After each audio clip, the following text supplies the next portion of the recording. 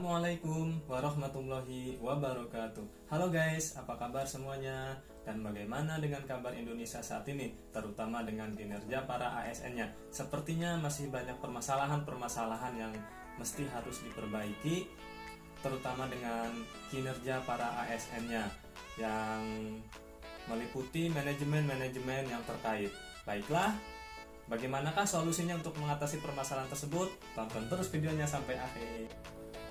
Aparatur sipil negara mempunyai peran yang amat penting dalam rangka menciptakan masyarakat yang taat hukum, berperadaban modern, demokratis, makmur, adil, dan bermoral tinggi dalam menyelenggarakan pelayanan kepada masyarakat secara adil dan merata.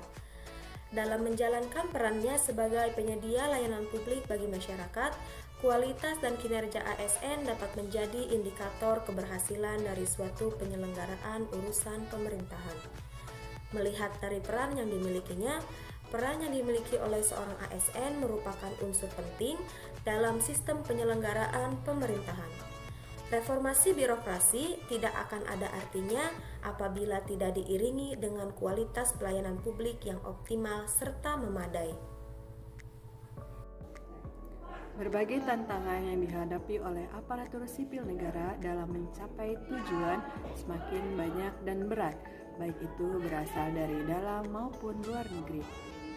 Aparatur sipil negara dituntut untuk meningkatkan profesionalitasnya dalam menjalankan tugas dan fungsinya, serta bersih dan bebas dari korupsi, kolusi, dan nepotisme.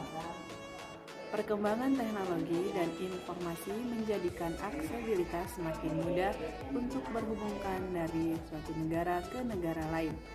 Globalisasi ekonomi menjadi semakin nyata yang ditandai dengan persaingan yang tinggi di tingkat internasional.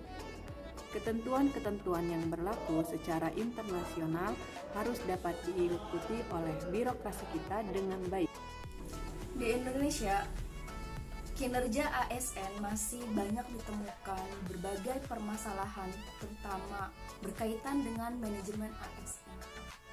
Permasalahan birokrasi yang lambat dan berbagai kasus suap dan jual beli jabatan oleh pimpinan daerah menambah daftar panjang catatan hitam penyalahgunaan wewenang oleh pimpinan di daerah yang seharusnya menjadi teladan bagi pegawainya, termasuk ASN dan honorer.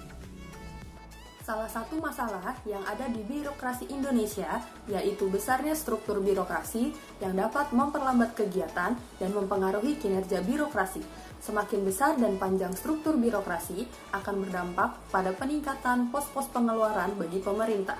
Selain itu, birokrasi yang panjang dikhawatirkan akan menimbulkan munculnya tindak penyelewengan kekuasaan yang bersifat koruptif. Menurut Dekan Fakultas Ilmu Administrasi UI, Eko Prasojo, reformasi yang sudah dilakukan di Indonesia sampai saat ini masih sebatas bagian luarnya saja.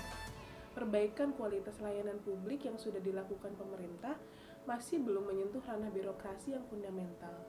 Salah satu contoh ranah birokrasi fundamental adalah masalah anggaran. Kemenpan RB pada tahun 2020 menghitung kira-kira potensi inefisiensi dari struktur program kegiatan yang sebenarnya tidak dibutuhkan masyarakat mencapai 392 triliun.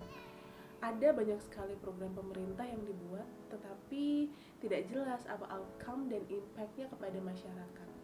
Hal ini merupakan masalah urgent, bagaimana kita bisa membuat struktur organisasi yang efisien, efektif, Agar tidak terjadi konflik kepentingan birokrasi dalam melaksanakan tugasnya, maka para pegawai pemerintah harus memiliki nilai ASN yang berakhlak dan dapat mengaplikasikannya ke dalam dunia kerja.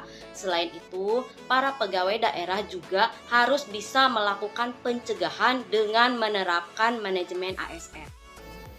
Solusi atau rekomendasi yang dapat dilakukan untuk mengatasi permasalahan tersebut adalah 1. Penyederhanaan birokrasi seperti yang sudah dilakukan di beberapa daerah di Indonesia. Juga adanya perombakan struktur organisasi pada badan atau lembaga sehingga setiap orang yang ada di dalamnya memiliki tugas dan kewenangan sesuai dengan keahlian, ilmu, serta keterampilan yang dimiliki. Dengan kata lain, the right man in the right place, sehingga nantinya tidak ada lagi penyalahgunaan wewenang.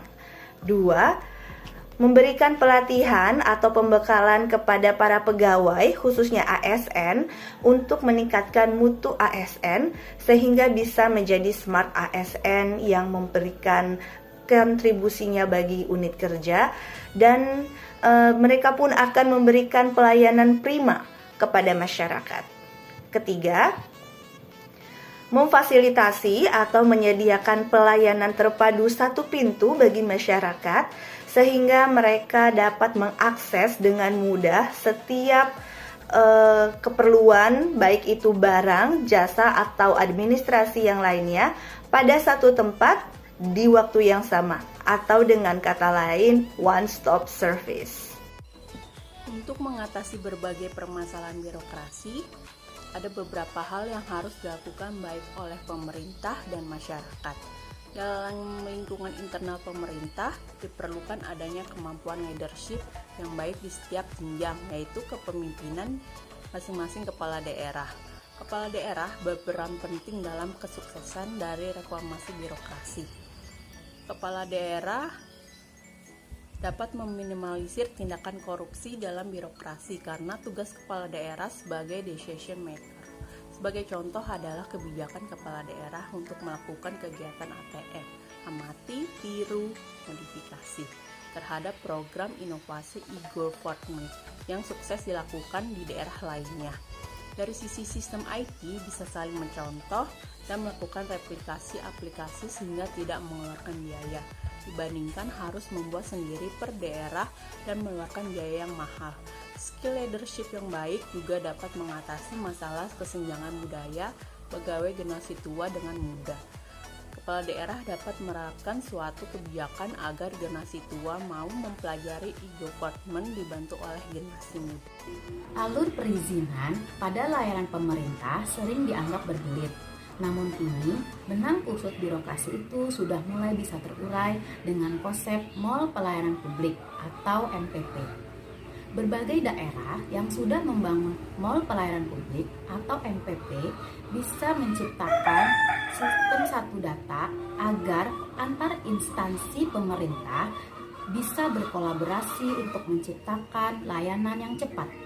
Deputi Bidang Pelayanan Publik Kementerian PNRB Diah Natalisa menjelaskan, sistem data harus bisa terintegrasi agar bisa mendorong bukan hanya sistem fisik yang disatukan, yaitu sistem data dalam hal pengelolaan data dan informasi dalam proses pelayanan.